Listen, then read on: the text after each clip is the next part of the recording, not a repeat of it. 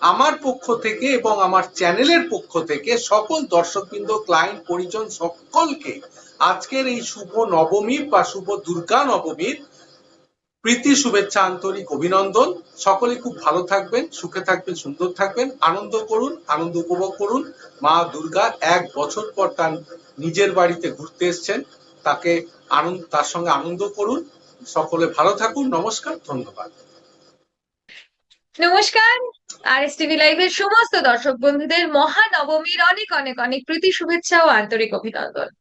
উৎসবের প্রায় শেষ মুহূর্তে চলে আসে এই মহানবমী তিথিতে, কিন্তু আনন্দের রেশ ভরপুর আমাদের মনে রয়ে গেছে এবং সবাইকে বলবো খুব ভালো করে আজকের দিনটি উদযাপন করুন।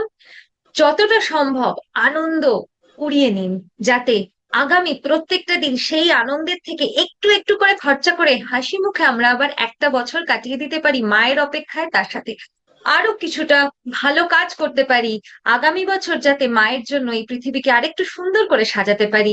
সেই ইচ্ছেটা মনে নিয়ে ভালো থাকুন, আনন্দে কাটান আজকের দিন। শুভ মহানবমী। আপনারা দেখছেন RSTV লাইভে জ্যোতিষ সমাধান অনুষ্ঠান।